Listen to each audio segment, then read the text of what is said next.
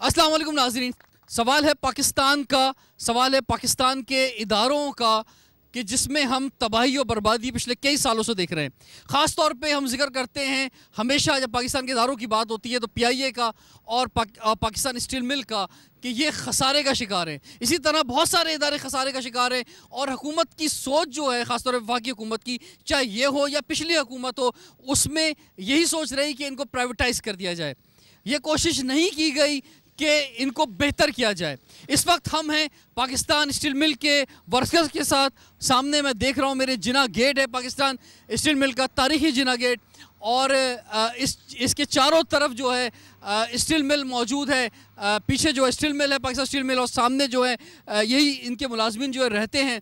कभी था एक वक्त कि ये इदारा काबिल फ़ख्र था हमारे लिए, काबिल इज़्ज़त था। यहाँ पे जॉब हासिल करना बहुत जो है फ़ख्र की बात होती थी। लेकिन तबाही आज इस जगह पे पहुँच गई है कि यहाँ की जो मुलाजमीन हैं वो रो रहे हैं, वो जो हैं फरियाद कर रहे हैं कि हमारा कोई पूछने के लिए हमारे पास आए और हमारा हल निकाले, हमारी तनख्वाहें हमको मिलें और हमारे मुस्तकबिल का फ़ैसला जो है हमें को सुना दिया जाए। आज जो गेस्ट पैनल हमारे साथ है तारुफ़ कराऊंगा। सबसे पहले ख़ास तौर पर तशरीफ़ लाए हैं इनसे आवाज़ मिलाने के लिए MNA अली रज़ा आबदी साहब, आपको वेलकम कहते हैं जी। डिफरेंट ट्रेड यूनियंस हमारे साथ हैं। सबसे पहले नासिर मंसूर साहब, आप डिप्टी जनरल सेक्रेटरी हैं नेशनल ट्रेड यूनियन फेडरेशन के, आपको वेलकम कहते हैं जी। मुजीब मंसूरी साहब हमारे साथ मौजूद हैं, आप कन्वीनियर हैं ट्रेड यूनियन अलायंस के, आपको वेलकम कहते हैं जी। रेहान शाह साहब हमारे साथ हैं, आप सदर हैं unity Pakistan steel employees union के, डिप्टी कन्वीनियर हैं ट्रेड यूनियन अलायंस के, आपको वेलकम कहते हैं जी। हमारे साथ हैं जनाब सैयद नसीम हैदर आबदी साहब, जनरल सेक्रेटरी हैं unity of Pakistan steel mill employees के, आपको वेलकम कहते हैं जी। रेहान शाह साहब, आपसे आगाज़ करते हैं, क्या बुनियादी मसला है क्या पाकिस्तान स्टील मिल का आपकी नज़र में? हबीब जालिब साहब ने कहा था कि दीप जिसका महलाती में जले, चल लोगों की खुशियों को लेकर के चले। ऐसे दस्तूर को मैं नहीं मानता, मैं नहीं जानता। और आज मैं यही कहूँगा कि आज यहाँ जो प्रोग्राम हो रहा है, आज स्टील मिल की बसें आपके सामने गुजर रही है और आज आप पाकिस्तान स्टील के बिल्कुल दिल में प्रोग्राम कर रहे हैं। हम यही कहते थे मज़दूरों से कि हम मेहनत कर जग वालों से जब अपना हिस्सा मांगेंगे, एक देश नहीं, एक खेत नहीं, हम सारी दुनिया मांगें। यहाँ हमारा बुनियादी मसला ये है कि पाकिस्तान स्टील को 10 साल जमहूरियत के दौर में इसको ना सरबराह दिया गया, ना इसको जमहूरी दौर में, ना इसके मसाइल को जमहूरी हुकूमत ने तवज्जो नहीं दिया, जिसके वजह से आज पाकिस्तान स्टील इस हाल में पहुंचा है।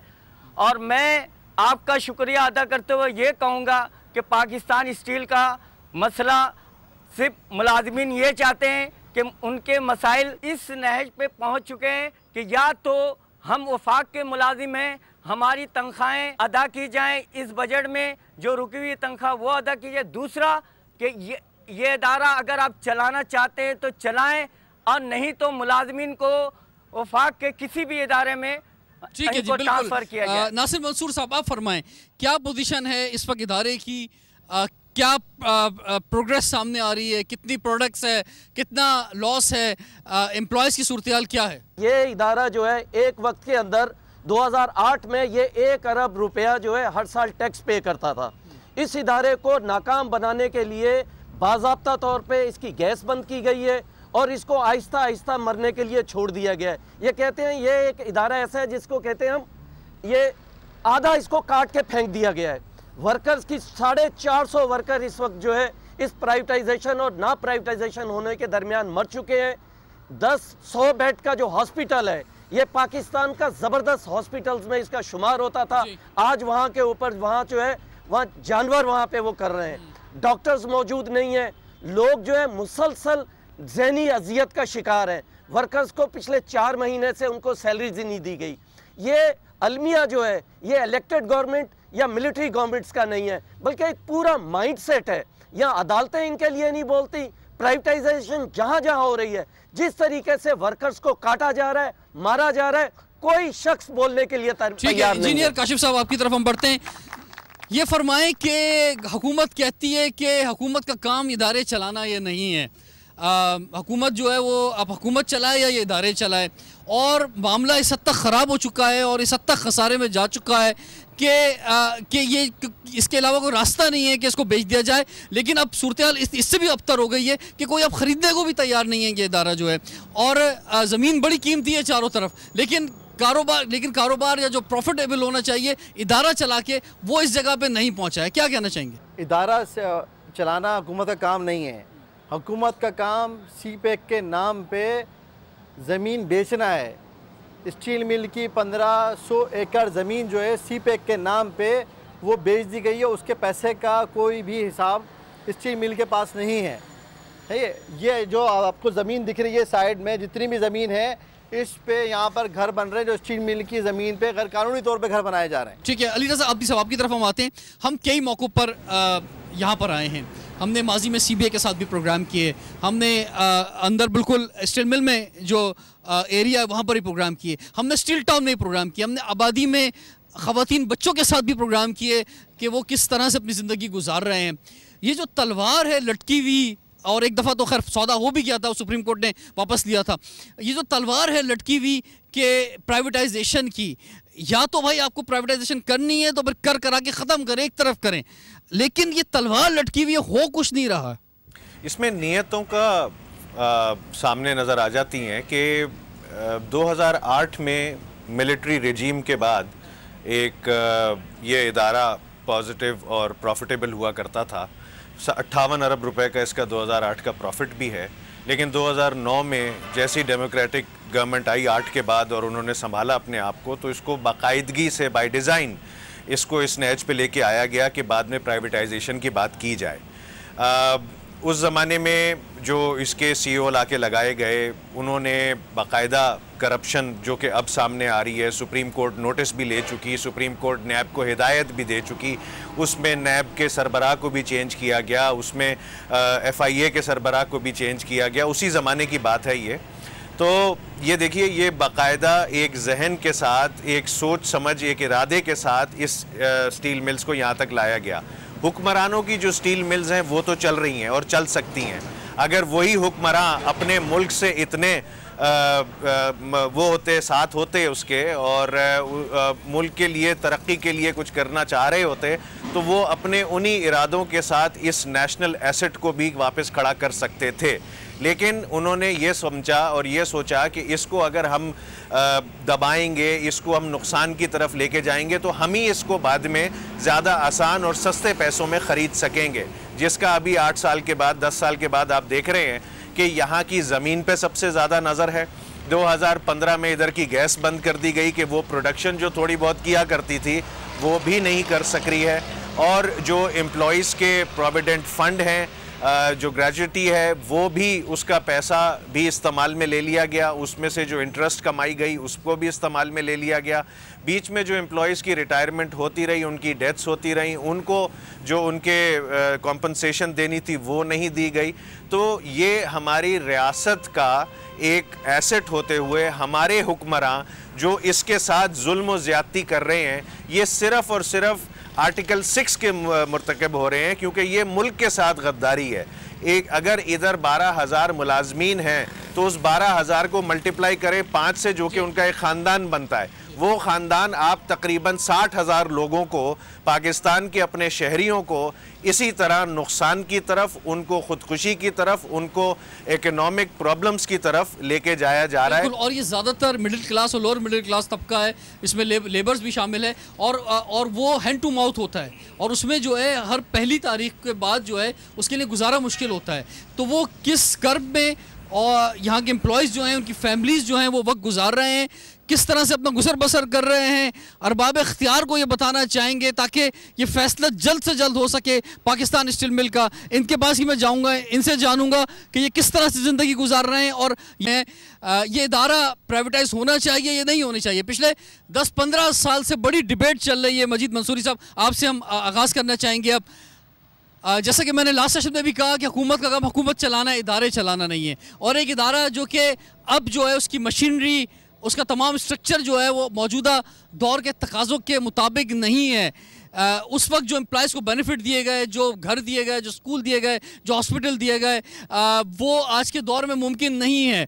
आज के दौर में कमर्शियल दौर है, काम लो और प्रॉफिट कमाओ। तो हुकूमत जो है नहीं चलाना चाहती, तो क्या आप प्राइवेटाइजेशन के हक़ में हैं? अगर ये इदारा प्राइवेटाइज हो जाएगा तो प्रॉफिट में भी आ सकता है और जो तनख्वाहें आपको मिलती हैं इससे डबल भी मिल सकती हैं। आपका सवाल है सर कि प्राइवेटाइजेशन होना चाहिए या नहीं। पहली बात तो सर ये है कि ये हुकूमत वक्त से पूछा जाए कि एक ये कौमी असासा है, पाकिस्तान स्टील किसी वतन के किसी इसके लिए कौमी असासा रीढ़ की हड्डी के मानंद रखता है सर। क्यों इस इदारे को सोची समझी स्कीम के तहत, इसको पॉलिसी के तहत इसे बंद किया? मैं माजी में सर लेकर जाऊंगा आपको कि आपको याद होगा इस शहर कराची के अंदर 3 मरतबा इलेक्ट्रिक का ब्रेकडाउन किया गया शहर कराची के अंदर, लेकिन इस पाकिस्तान स्टील को बंद करने की साजिश की गई। लेकिन यहाँ के मजदूर और अफसरान, जो टैलेंटेड अफसरान, उन सब ने मिलकर उस इदारे को दोबारा बहाल किया और प्रोडक्शन के ऊपर रवा दमक किया। जब हुकूमत पाकिस्तान को ये पता चला, इसमें दोनों हुकूमतें शामिल हैं, ये नहीं कि दोनों हुकूमतें शामिल नहीं है, किसी को बरी ज़िम्मा नहीं कह सकते। जब हुकूमत वक्त को ये पता चला कि इदारा इन मुलाजमीन पाकिस्तान स्टील और इंजीनियर्स ने बगैर 0 पैसे के अखराजात के ऊपर इदारे को चलाया है, तो इन्होंने इस पाकिस्तान स्टील की गैस बंदिश करी गई, प्लानिंग से इसको गैस बंद की गई। जब ये गैस बंद हुई तो ऑटोमेटिकली प्लांट जो ना डाउन की तरफ आए और प्लांट बंद हुए। सैयद नसीम हैदर आबदी साहब, ये तो माजी की बातें हो गई कि जनाब ये इदारा चलता था, प्रॉफिट में था, फिर जो है वो तबाही और बर्बादी इस इदारे के अंदर आई। और हमारे मुल्क के अंदर ये बड़ा अलमिया है कि हम तमाम इदारे इस तरह के जितने भी होते हैं, वहाँ जो भी हुकूमत आती है वो हम उसमें अपनी मर्ज़ी के जो है टॉप लोग लगाना चाहते हैं ताकि ये हमारे अख्तियार में रहें, सारी चीज़ें मेरिट पे नहीं लगाते हैं। दूसरा, जब वफाक में जो हुकूमतें जाती हैं, जब वो अपोजिशन में होती हैं तो वो बड़ा आपके साथ खड़ी हो जाती हैं, लेकिन जब वही जो है वो इक़्तिदार में जाती हैं तो वो जो इस इदारे को बेचने की बात कर देती हैं। तो अब बात ये सामने आई है कि ये इदारा नहीं चल सकता आगे, तो इसका हल क्या है आगे? हम ये कहते हैं कि ये असल इशू बैड गवर्नेंस और गुड गवर्नेंस का है। बुनियादी चीज़ ये है कि पाकिस्तान स्टील जो मुनाफा बख्श इदारा है और ये कौमी असासा है, इसको चलाना चाहिए और इसमें एक बेहतर मैनेजमेंट देनी चाहिए और इसको बेल आउट पैकेज देना चाहिए और इसके ऊपर चेक एंड बैलेंस होना चाहिए। जब आप मेरिट पर लोगों को नहीं रखेंगे और सियासी भर्तियों में लोगों को लेके भरेंगे तो फिर इदारे तबाह होंगे ना। सियासी भर्तियों की अगर बात कर रहे हैं तो सियासी भर्तियां पूरे पाकिस्तान में होती हैं, पूरे यही आवाम है, यही अपनी सियासी पार्टियों में होती है और इन्हीं के लिए डिफरेंट जगहों पे जब नौकरियां दी जाती हैं तो पाकिस्तानी ही हैं। और अगर इनकी किसी पॉलिटिकल पार्टी के साथ एफिलिएशन है तो वो एफिलिएशन अपनी जगह पर, लेकिन काम अपनी जगह पर। लेकिन मैं आपको बताऊं रिजवान, जो है ना मेरिट पर होनी चाहिए। मेरिट पे भी होती हैं, ऐसी बात नहीं है, मेरिट पे होती हैं नौकरियां। लेकिन देखिए, जब एक एडमिनिस्ट्रेशन, अब भुट्टो साहब ने 74 में ये चीज लगवाई, उनको बेचारे को क्या पता था कि 35 साल के बाद उन्हीं की हुकूमत आके इसको बर्बाद भी कर देगी, जो कि 2008 में आके खत्म कर दिया इसको। तो अब आप ये देखिए कि नियतों का क्या, 35 साल वही सियासी भर्तियां चली और मिलिट्री डिक्टेटर के दौर में भी वही सियासी भर्तियों ने काम किया। उन्हीं सियासी भर्तियों ने और उन्हीं सियासत के लोगों ने इसको 58 अरब, 60 अरब, 100 अरब रुपए के प्रॉफिट में भी लेके गए। तो इसको सिर्फ इस चीज़ से नहीं किया जा सकता कि सियासी भर्तियां हुई तो नुकसान हुआ। देखिए, यहाँ पे बाकायदा डिज़ाइन से अब इसको चलाना अगर है ना तो उसके लिए आपको सिर्फ 30 अरब रुपए चाहिए। इस्लामाबाद की मेट्रो बस बनी है 58 अरब रुपए में, मुल्तान की मेट्रो बस बनी है 80 अरब रुपए में, पेशावर वाले अपनी मेट्रो बस बना रहे हैं 70 अरब रुपए में। तो 30 अरब रुपए यहाँ पे नहीं दे सकते कि ये जो 60,000 खानदान के जो लोग हैं वो इसको वापस एक्टिवेट करवा दें। ये नियतों का फुकदान है। पता है इत्तेफाक स्टील मिल चल रही है, पता है उनके रिश्तेदारों की और स्टील मिल चल रही है, यहाँ पे एक छोटी आयशा स्टील मिल लगी हुई है, वो भी अपनी प्रोडक्शन दे रही है। तो हमारा ये नेशनल एसेट जिसको गैस देनी है, सिर्फ वो गैस वफाक ने देनी है, वफाकी इदारा, वो इसको गैस नहीं दे सकती कि वापस हमारे 60,000 जो कराची के या सिंध के शहरी हैं वो अपनी जिंदगी इज्जत से गुजार सके। ठीक है, आपकी तरफ हम बढ़ते हैं।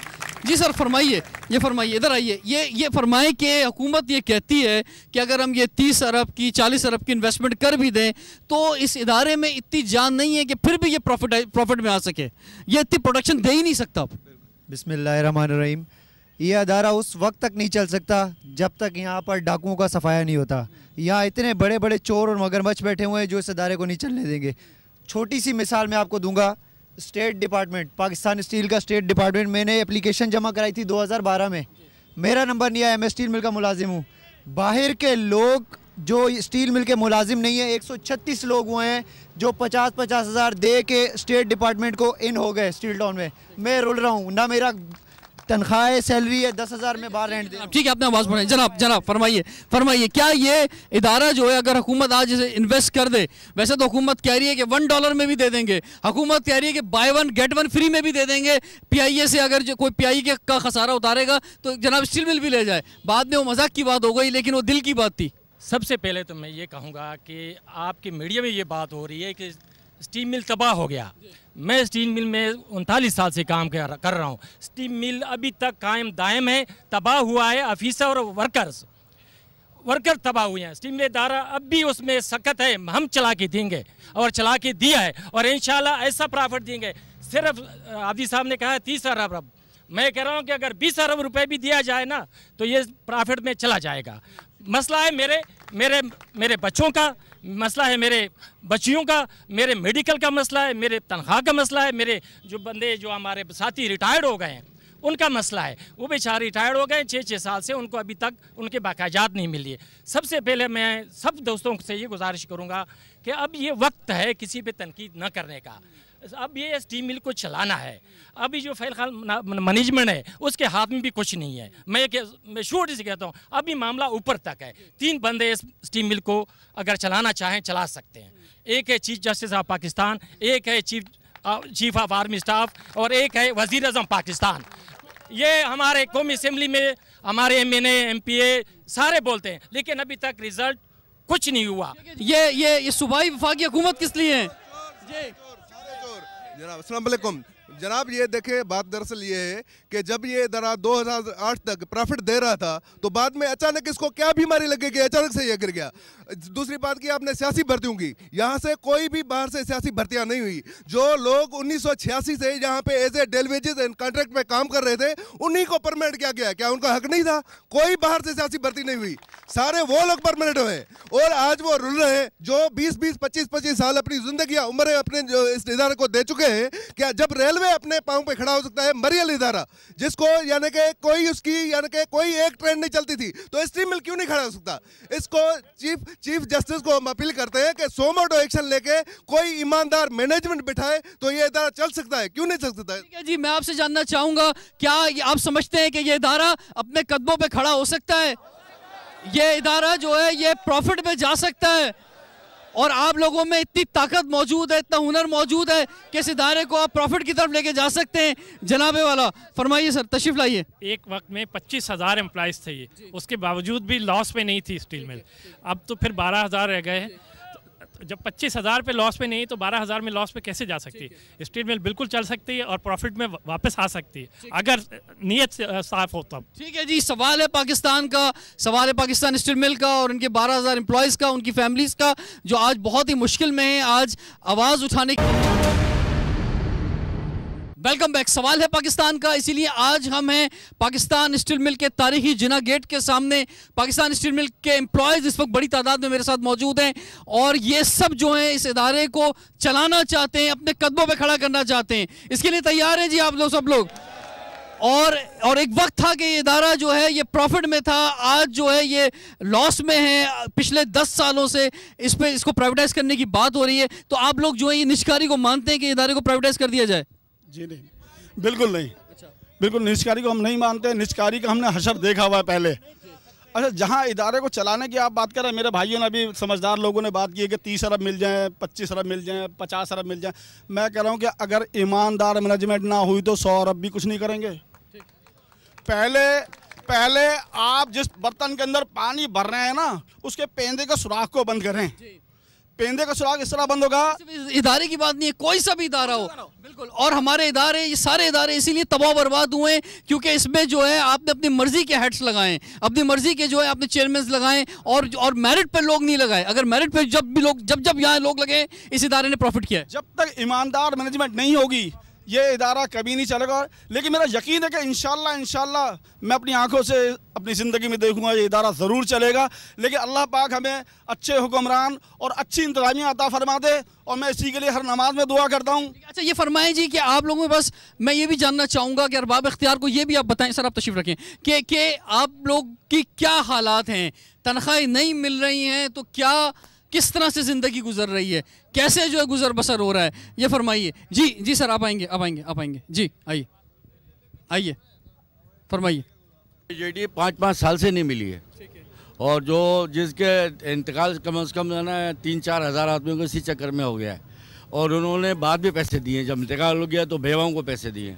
और यहाँ स्टील मिल में जो तबाही हुई है, तो ये बाज़ स्टील मिल वाले थे वो हमसे कई अरब रुपए का नाम हमारे से ले गए हैं ब्लड सम से, और उन्होंने सुप्रीम कोर्ट में एप्लीकेशन दाखिल कराई थी कि ये इसमें ये हमारे केमिकल्स हैं वो कम थे, और वो इस वजह से कोई इनकी कंपोजिशन हमारी सेट। एक बात आपसे कहना चाहूँगा, प्राइवेटाइज तो बात की बात है, अगर ये के हुक्मरान मुखलिस हों, अब हम एक तरफ ये कहते हैं कि सी पैक में हमें स्टील की बहुत शदीद ज़रूरत है और हम बाहर से इंपोर्ट करेंगे, तो क्या ये इदारा है वो उसी रिक्वायरमेंट को पूरी ये प्रोडक्शन इतनी नहीं दे सकता? दे सकता है अगर ये चाहें। 90 की दहाई में एक वक्त ये आया था कि स्टील मिल पे 100 ट्रक की लाइन लगती थी, और बाकायदा जो सप्लायर से लेने वाले थे वो पहले पेशगी पैसे देते थे, और यहाँ से माल जाया करता था बाहर, और उनकी रिक्वायरमेंट के मुताबिक हम यहाँ मटेरियल तैयार करते थे। तो क्या अब नहीं कर सकते? अब हम एक तरफ ये तो कह रहे हैं कि सी पैक के तहत हम बाहर से इंपोर्ट कर लें वो मटेरियल। यहाँ तवार की लगी, दूसरी स्टील मिल लगी, उनके लिए आपने सारे वो दिया, उनके एलसीज खोल के दी, उनको मटेरियल लाने की आदत दी, तो क्या स्टील मिल को नहीं दे सकते? अगर यहाँ सही मैनेजमेंट नाफिज कर दी जाए और फिर पैकेज दिया जाए तो इंशाल्लाह ये चलेगा भी। लेकिन सरेदस्त हालत ये है कि लोग जब 40 साल की अपनी ज़िंदगी सर्व करके, जवानियाँ सर्व करने के बाद जा रहे हैं, उनके बच्चों की शादियाँ खड़ी हैं, हायर एजुकेशन उनके बच्चों की पड़ी हुई है, उनको यहाँ से जाते हुए कुछ भी नहीं मिल रहा, ना उनकी ग्रेजुएटी मिल रही है, ना प्रोविडेंट फंड मिल रहा है, और हालत ये है कि फिर घरों के अंदर फाके पड़ रहे हैं। जो किसी हद तक जो ये रो रो कर बेचारे गुजारा कर रहे हैं, इनका हाल तो ये है कि 4-6 महीने के बाद तो कुछ हाथ में आ जाता है, लेकिन जो रिटायर होकर घर चला जाता है उसको ये भी बंद कर दिया जाता है। तो नतीजा क्या होगा? वो घर में फाकों के सिवा और क्या होना है? लोग इसीलिए टेंशन की वजह से मारे जा रहे हैं। तो मेरा ये अपील होगी, जो भी पॉलिटिकल लोग हैं, कि खुदारा इस पाकिस्तान के साथ भी और इस पाकिस्तान स्टील के साथ भी मेहरबानी करें और हम लोग को जिंदा रहने का हक। आप बाजी कुछ बात करना चाहेंगी? कुछ जी फरमाइए। अस्सलाम वालेकुम। मेरा इरादा यह है कि वो मेरे पाकिस्तान स्टील बिल्कुल भी नहीं चल रही और इतनी बुरी खसारे में चल रही है। लोग चाह रहे हैं कि इसको इदारा जो है ना निष्कारी में दे जा रही है, लेकिन देखें नवाज शरीफ की जब मिल चल सकती है तो पाकिस्तान स्टील मिल का इदारा क्यों नहीं चल सकता? नासिर मंसूर साहब आपकी तरफ हम आते हैं, ये फरमाएं कि ये आवाज़ें कई बार उठाई गई हैं, हमने भी आके कई दफ़ा यहाँ प्रोग्राम किया है, साल में एक दफ़ा हम भी यहाँ पे चक्कर लगाते हैं, ख़ास तौर पे जो यौम मई आता है उसके करीब हमारी कोशिश होती है कि जो लेबर्स हैं उनकी आवाज़ जो उठाई जाए, लेकिन जो है रिजल्ट नहीं निकल रहे हैं। ये निष्कारी की तलवार लटक रही है और फैसला कोई जो नहीं हो पा रहा है। तो आप लोग क्या कर सकते हैं? आप लोग तो कई बार जो है ये नेशनल हाईवे बंद की, आपने कई बार जो एहतजाज किया, अभी भी आप कोई 90-100 दिन से यहाँ पे बैठे हुए हैं, तो कोई सुनने वाला लग नहीं रहा कि आपको जो है कोई रिजल्ट दे सके। देखिए, मैंने पहले भी ये कहा कि ये हमारी सोसाइटी जो है इसमें जो वर्कर्स के इशू हैं, यहाँ 62 मिलियन वर्क फोर्स है। वर्कर्स को राइट्स के ऊपर ना कभी पार्लियामेंट में बात होती है, ना अमूमी तौर पे जो मेन स्ट्रीम मीडिया उसमें बात होती है, ना ही कोर्ट्स जो है उसके ऊपर कोई क्लियर कट नुक्ता नज़र रखते हैं। एक परसेप्शन फैलाया जा रहा है कि स्टेट का काम जो है वो बिजनेस करना नहीं है। मैं आपको ये बताता हूँ कि अगर स्कूल खुलता है, स्कूल के अंदर फीस कम है, हॉस्पिटल के अंदर फीस कम है, अगर वाटर एंड सेवरेज बोर्ड के अंदर फीस कम है, तो क्या ये सारे इदारे प्राइवेटाइज कर देने चाहिए? बाज इदारे जो होते हैं स्टेट खुद इसलिए रन करती है कि वो कौमी असासा होते हैं और वो बैकबोन होती है, और पाकिस्तान की इंडस्ट्री का बैकबोन जो है वो स्टील मिल में। ऐसे वक्त में जब पूरे मुल्क के अंदर एक कंस्ट्रक्शन का अमल शुरू हो रहा है, ये कह रहे हैं कि सी पैक बना रहे हैं, बड़े बड़े इंफ्रास्ट्रक्चर बन रहे हैं, उस वक्त के अंदर जब स्टील की ज़रूरत है, ये बाज़ाब्ता तौर पे इंपोर्ट स्टील करने वाली माफिया और लैंड माफिया मिल के जो है स्टील मिल को भी वो बंद करना चाह रही है, वो गिडानी के इदारे को भी बंद करना चाह रही है, ताकि एक इम्पोर्टर और पाकिस्तान जो है गैर मुल्की कुव्वतों के हाथ के अंदर जो है जर्गमाल हो जाए। और पाकिस्तान के वर्कर्स देखिए शहीद हुए, PIA के वर्कर्स शहीद हुए, उन्होंने प्राइवेटाइजेशन रोका। लेकिन यहाँ के वर्कर्स आगे क्या नजर आ रहा है जनाब, आगे क्या नजर आ मैं रहा है ये आपको? कहता हूँ कि वर्कर्स लड़ेंगे, खून के आखिरी कतरे तक लड़ेंगे, इसकी प्राइवेटाइजेशन नहीं होने देंगे। अरूज अलवी साहब, आपकी तरफ हम बढ़ते हैं, फरमाइए आगे की तरफ हम देखते हैं। कई बार आवाज उठाई गई, लेकिन मसला हल होते हुए नजर आ नहीं रहा है। आप सुने, मैं एक जाती बात कहना चाह रहा हूँ। यहाँ पे तमाम लोग एक प्रॉफिट और लॉस की बात कर रहे हैं। दुनिया में कहीं भी स्टील मिल जहाँ लगे हैं वहाँ लॉस की बात नहीं होती है, प्रॉफिट में लाने की बात नहीं होती है। असल में प्रॉफिट में लाना इसकी ज़रूरत नहीं होती है, ये ज़रूरत होती है आपके मुल्क की इसकी ज़रूरत को पूरा करना। इस मुल्क की जो स्टील की ज़रूरत है उसको पूरा करने की स्टील मिल लगाया जाता है। अगर प्रॉफिट में आ जाए वेल एंड गुड, और अगर नहीं आता है तो गवर्नमेंट इसको अपने तौर पे ऐड दे के इसको दोबारा जो है, अगर कोई प्रॉब्लम में आता भी है तो उसको दोबारा इसको सर्वाइव किया जाता है। तो इसके प्रॉफिट और लॉस की बात तो आप छोड़ दें, लेकिन इस इदारे को तबाह किया गया है, बाकायदा तबाह किया गया है। इदारा जो है वो प्रॉफिट में रहा है, बिल्कुल रहा है प्रॉफिट के अंदर। और आज आप लोग ये कह रहे हैं कि इस इदारे को आप लोग प्रॉफिट में ला सकते हैं। सर ला सकते हैं इस इदारे को? जी जी। गरीब के बच्चे सो गए जल्दी ये सुनकर कि फरिश्ते ख्वाबों में आते हैं रोटियां लेकर। जनाब अली, यहाँ पे रोटियों के लाले पड़ चुके हैं, फाका कशी घरों में घुस चुकी है, कुछ लोग मर गए हैं, कुछ मौत की दहलीज पे हैं। सवाल यहाँ पे ये आ रहा है कि स्टील मिल चलाई जा सकती है या नहीं चलाई जा सकती। बिल्कुल जी, स्टील मिल माजी में भी हमने चला के दिखाई है, अभी भी हम चला सकते हैं, हमें वो सलाहियत है, वो जुर्रत है, वो पोटेंशल है। वक्त और हालात इस बात का तकाजा करते हैं, स्टील मिल के लोग इस बात का तकाजा करते हैं, अफसर वर्कर इस बात का तकाजा करते हैं। हुकूमत संजीदा रवैया अख्तियार करते हुए यहाँ पे बेल आउट पैकेज दे और रिजल्ट हमसे ले। स्टील मिल हम चला के दिखाएंगे और स्टील मिल मुनाफा बख्श इदारा बना के दिखाएंगे। ये जितने भी लोग यहाँ मौजूद हैं, आप देखें आपके प्रोग्राम में खड़े, सब अपनी टांगों पर खड़े हैं, कोई बेसाकी पे नहीं खड़ा, सब अपनी टांगों पर खड़े हैं, सबके हाथ मजबूत हैं, फौलादी जिस्म रखते हैं, फौलादी कुव्वत रखते हैं, फौलादी जहन रखते हैं। सिर्फ ज़रूरत इस बात की है कि मौजूदा हुकूमत अपना रवैया और अपना किबला दुरुस्त। जो आने वाले इलेक्शन के अंदर आप सियासी जमातों से मुतालबा करना चाहेंगे, खासतौर पे वो जमातें जो कि वफाकी इदारा है, वफाक में हुकूमत बनाएंगी, कि उनके एजेंडे पर पाकिस्तान स्टील मिल जो सबसे पहले होना चाहिए? मुतालबा करता हूँ आपके फोरम के थ्रू, और ये तमाम मुलाजमीन के मुतालबात हैं। जिस तरीके से PIA के यानी सरबराहान के खिलाफ जो 10 साल तक जो सरबराह थे उनको पाबंदी लगाई है और उनको कहा मुल्क से बाहर नहीं जा सकते। इसी तरीके से पाकिस्तान स्टील के जितने भी सरबराह थे जिन्होंने यहाँ लंगा करप्शन किया है, उनको फिल फॉर उनके पाबंदी लगाई जाए और पाकिस्तान स्टील का केस उठाया जाए। मेरे पास आपको लेटर देते हैं कि जो सुप्रीम कोर्ट में केस ऑलरेडी करप्शन का है, उसको सुप्रीम कोर्ट जो है उस केस को दोबारा सुने और जिस तरीके से PIA के केस के ऊपर उन्होंने एक्शन लिया है, हमें सबसे ज्यादा सुप्रीम कोर्ट के ऊपर भरोसा है। बड़ा मुतालबा मेरा यह है कि जो रिटायर्ड मुलाजमीन बाहर कसमपुसी की हालत में बैठे हैं, जो 11 अरब रुपए मंजूर किया था, फिर फौर उसको ईद से पहले उनको अदा किया जाए। और क्यों कि वहाँ उसको एक्सेप्ट करवाया गया असेंबली के अंदर वज़ीर आज़म से, जो कि नहीं दिया गया। दूसरा मुतालबा मेरा ये है कि सबसे पहले ट्रांसपोर्ट जो पाकिस्तान स्टील की बंद की गई है उसे बहाल किया जाए, मेडिकल डिपार्टमेंट को बहाल किया जाए, शिफ्टों को भरपूर तरीके से बहाल करें और इदारे को चलाने की कोशिश की जाए। वेरी क्विक मुतालबा आपका? मेरा मुतालबा सिंपल ये है कि इसकी प्राइवेटाइजेशन को फिलफोर रोक दिया जाए और यहाँ जितने नुमाइंदे हैं मजदूरों के और ट्रेड यूनियन तहरीक के साथ मिलके हुकूमत के साथ बैठ के हम उनको ब्लूप्रिंट देंगे कि ये हम किस तरीके से आपस में तो सारी ट्रेड यूनियन एक पेज पर है, सब आपस में तो नहीं झगड़ रहे हैं। साल के अंदर हम इसको प्रॉफिटेबल इदारा बना के दिखाएंगे। ठीक है, अली रजा आब्दी साहब, किस हद तक आप इनकी सपोर्ट कर सकते हैं? आज भी यहाँ पर आप इन्हें सपोर्ट करने के लिए तशरीफ लाएं। हम बिल्कुल इनके लिए फुल सपोर्ट है। इससे पहले भी नेशनल असेंबली में भी हमने वॉकआउट्स किए हैं। जिसकी वजह से अटेंशन ली गई थी। उस अटेंशन के तहत इनका 10 अरब का जो पिछला मसला था वो एड्रेस हुआ, उसकी रिलीज़ होने का अब एक इशू है।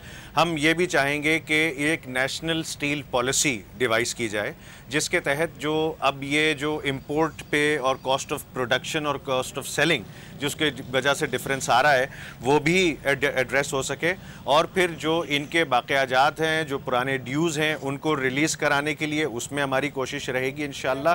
बात सिर्फ ये है कि जब फेडरल गवर्नमेंट और प्रोविंशियल गवर्नमेंट ख़ुद इस पे तवज्जो नहीं दे रही है और जान के एक इंटेंशनली इसको प्राइवेटाइजेशन की तरफ लेके जा रही है, तो मेरी सिर्फ और सिर्फ चीफ जस्टिस ऑफ पाकिस्तान से दरख्वास्त है कि जैसे हमारे साथियों ने बोला कि इस पे सुओ मोटो लेके नैब को एनेबल करके बाकी लोगों को ECL पे डाल के और करार वाकई सज़ा दे, तो उसके बाद किसी में मजाल नहीं होगी कि स्टील मिल्स को साथ यह काम किया। ठीक है जी, मैं आपसे जानना चाहूँगा आखिर में, बिल्कुल, क्या आप निष्कारी को मंजूर करते हैं?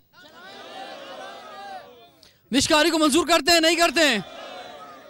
यहाँ पर जो लोग मौजूद हैं वो निष्कारी को मंजूर नहीं कर रहे हैं।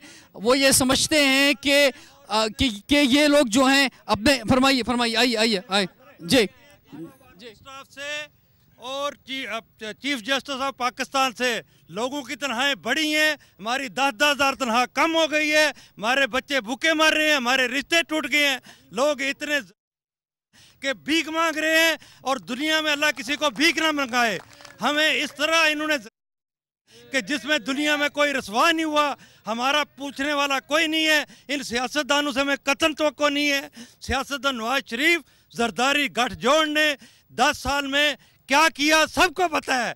कोई बंदा इससे ये बंदे जो झूठ बोल रहे हैं ये झूठ ना बोले। सर 2009 से हम लोगों की तनख्वाहें बिल्कुल नहीं बढ़ी और अभी हमारी ये पोजीशन है कि हमारी तनख्वाहें काट काट के आधी से भी कम कर दिए हैं। अब ये बताइए जिन बच्चियों की शादी होने वाली हैं वो किसकी मत पे शादी होंगी, मुझे बताइए। जो रिटायर हो गए उनको अभी तक वो मर रहे हैं बेचारे, उनको पैसे नहीं मिल रहे हैं, वो मर रहे हैं, मर के क्या हाल हुआ होगा उनका, अभी उनके लिए कुछ करें आप। खुदारा इनके जज्बात को समझें, इनकी मुश्किलात को समझें। ये बेनता मुश्किल के अंदर हैं, फौरी फैसला होना ज़रूरी है। ये 12,000 मुलाजमीन, इनकी फैमिलीज़ जो हैं, इनका मुस्तकबिल दाव पे लगा हुआ है। रिजवान जाफ़र को इजाज़त दीजिए, सवाल है पाकिस्तान का।